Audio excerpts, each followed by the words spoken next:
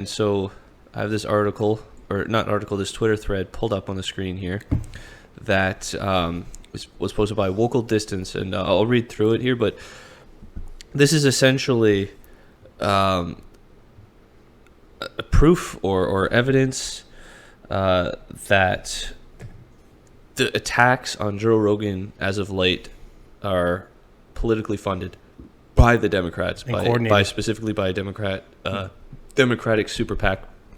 And so he kind of breaks it down. Yep. And it kind of funny because you were talking about that guy. He's initially responding to Andrew Schultz. Oh, that's right. To go back around there. Andrew Schultz posts, who y'all think is behind this attack on Rogan? And Vocal Distance responds with this thread. He says, since you asked, and I love your work, I'll tell you, this is a professional political attack. 3 waves, one right after the other, is not a coincidence. Good spacing, good timing, so it's absolutely professional. But who was it, you ask? That takes some digging. But, and he goes through, he's got this video compilation of Rogan saying the N-word was dropped by Patriot Takes 6 days ago. You see the video in the tweet in pick 1, and Patriot Takes takes credit for republishing the information in pick 2. That they take credit is important, and you'll see why shortly. I made it go away. What? Make it come back. There we go. As you see in their bio, at Patriot Takes is partnered with at, I believe it's Midas Touch. Yeah, at Midas Touch, and this is where it gets interesting. Who is Midas Touch? Well, they are a professional political organization. In fact, they are a Democrat super PAC. More on that in a moment. Run by 3 brothers. Ben, Brett, and Jordan Meisels. All of them have worked in media and have expertise in understanding and manipulating media.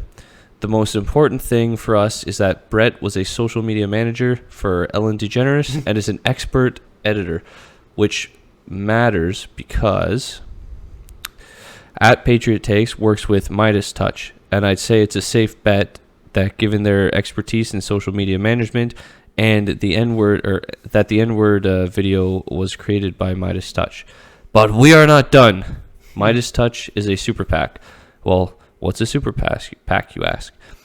A super PAC is a political advocacy group with a special twist. Super PACs may raise unlimited sums of money from corporations, unions, associations, and individuals, then spend unlimited sums of overtly advocate for or against political candidates. This means that a super PAC can take in unlimited amounts of money and then spend however they want politically. Midas Touch is a super PAC. They can be in as much cash as they want. They can bring in as much cash as they want. $4.7 million for 2020 and $1.5 million for 2022, to be exact. Now, to recap, Midas Touch, a super PAC which can collect as much cash as it wants from pretty well anywhere, and is professional strategy and media firm run by people with deep ties in entertainment, likely had a hand in the N-word video used to attack Joe Rogan. So the question is, why? Why are they doing this, and what do they have to gain? I think a clue can be found in the letter at Patriot Takes wrote about all of this. Look at that highlighted part. What does that tell you? What does that look like to you? And then the highlighted part says, this past week, Patriot Takes republished and brought to the national spotlight dozens of recorded instances where Joe Rogan used the N-word. The videos have now received millions of views, so they're outright claiming credit for that. It's almost like a terrorist attack when they go, "It was us." Yeah, basically, we did it. It was us. Patriot Takes is bragging about their millions of views and how they made the video the center of the national conversation. They are bragging about their clout. Rogan is the one guy the leftists can't cancel.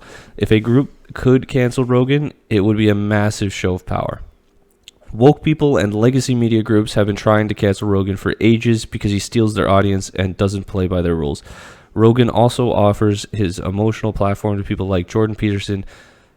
Enormous, not emotional. Like Jordan Peterson and woke progressives in media circles really don't like. The group that takes out Rogan would gain a lot of clout and a lot of power. The group that can say we canceled Rogan, if we can get him, we can get you too. Yeah. would be able to swing a very large stick. And that's what this is ultimately about. It's a play for power. In short, Midas Touch is a political super PAC that is very likely behind the Patriot Takes account. They're attempting a viral hit on Joe Rogan so they can take him out, both because they don't like him and because they want monetizable clout for having done so. So at Andrew Schultz, that's who's behind this. The question is, what can we do about it? If every person who Joe helped what? L-U-T? I don't know. Said, we are with him and we will tell our audiences to cancel. Maybe it's meant to say out. Yeah. We'll tell our audience to cancel Spotify. If they cancel Joe, this would be over in a day. The next thing. If everyone won't stand up, we need brave people to lead organic pushback. Brett Weinstein has been doing this with his thanks Joe Rogan hashtags, finally.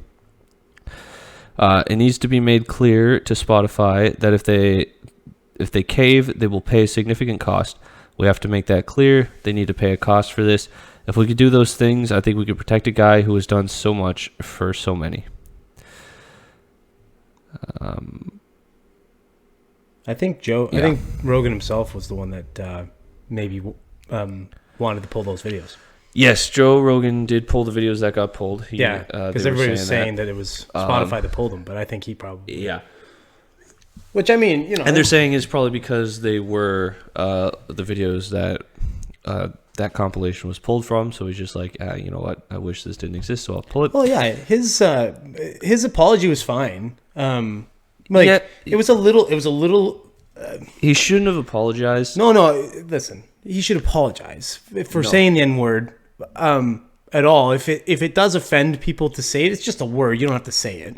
The issue is the people attacking him. Like, you don't apologize to those people. Well, no, but I think if you say you don't apologize, you become so rigid on the other side to say that I don't ever apologize.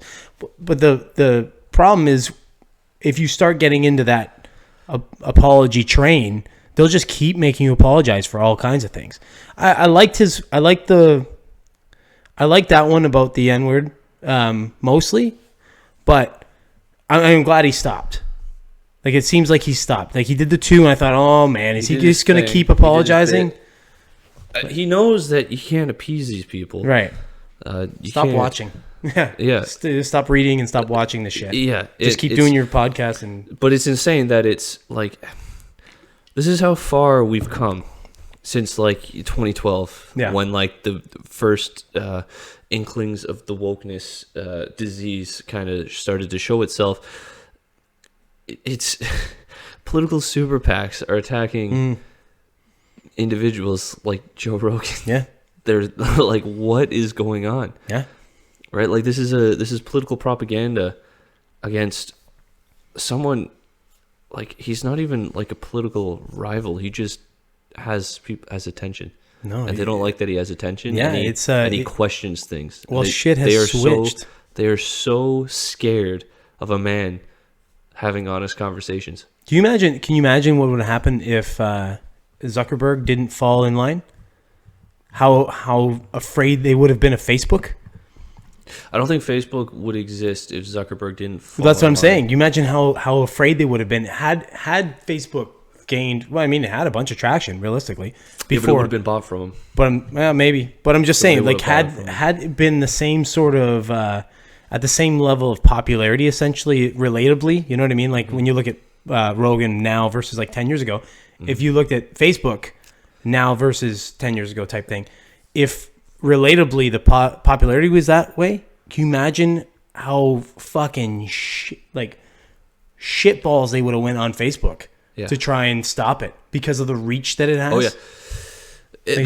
That's kind of what they're like. I forget who. Or even Twitter. Or even Twitter. Tim Pool. Right? Tim Pool's a smart guy, and I listen to a lot of Tim Pool, so I'm very, very influenced by him. Yeah. But I think he brought this up. Like, the internet is something that slipped like similar to cryptocurrency. Cryptocurrency, they might be able to rein it in. We were talking about this in the last podcast. They might be able to rein it in and get some kind of grasp on it. I don't know a about little that. bit. Certain by ones taxing it. Yeah, Bitcoin and stuff. I think they will. Yeah, because even Cardano and stuff like that, they're still able to track your transactions. Yeah. The government, even though it's not really technically trackable, it's because it's real money you're putting in. There's ways to track it. Well, because there's a couple that I guess laundered like a couple $1 billion worth of cryptocurrency, and they were doing it through Cardano, and then they got caught. So it's like you're not anonymous doing this stuff on the blockchain. Which was a part of the initial appeal, but it might mean that they might be able to do something to rein it in, to actually regulate it, and where they can make arbitrary laws that sort of force you to act certain ways with crypto. Yeah. And if you don't follow those laws, then you're criminally liable, and they'll know that you did, and all that stuff, right? The internet, I think that I think there was this authoritarian yearning hiding in the shadows, the deep state, right? I think that's probably been around since the inception of the Federal Reserve. I don't know, depending, maybe it fluctuates in scale and size, but I feel like it's always been growing. I think the Federal Reserve is a marking point. But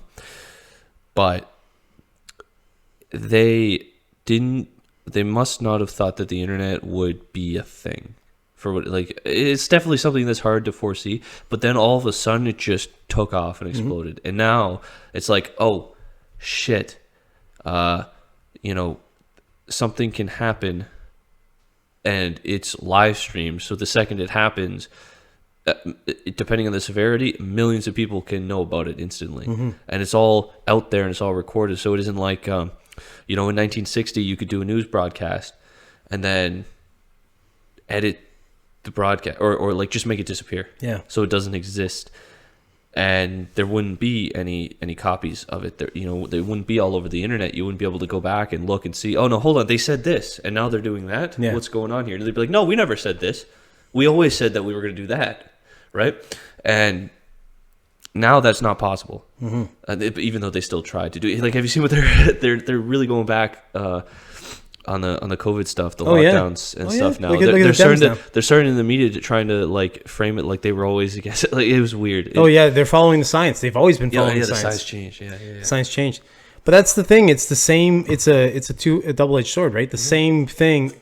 The same way that they could gain credibility using the internet is the same way they're going to lose credibility, right? Yeah. If they had a consistent message all the way along, then people would go, okay, the government's consistent. They're saying this. Right. And people would believe it. That's the reason why people gravitate to someone like Rogan, because he's consistent. Whether you agree with what he says or not, like I'm sure people will watch and go, I don't really agree with that or whatever, right? But you give him all of the benefit because he's genuine and he says it as it is.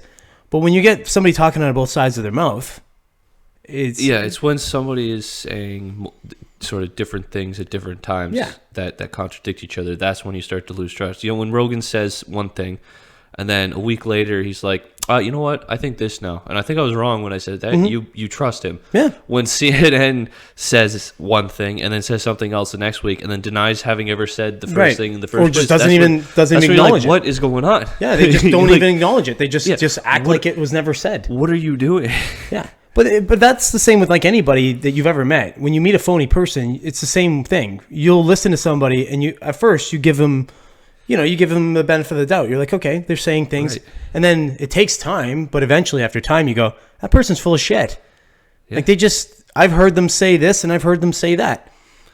We can all be a little bit full of shit from time to time, right? Because sometimes you'll believe something or you'll just have an opinion on something, and then your opinion changes because you got some information. But you don't really remember necessarily, because it wasn't like maybe you didn't have a strong opinion on it, but at some time somebody questioned you on it, and you were like, at that time you had this opinion about it.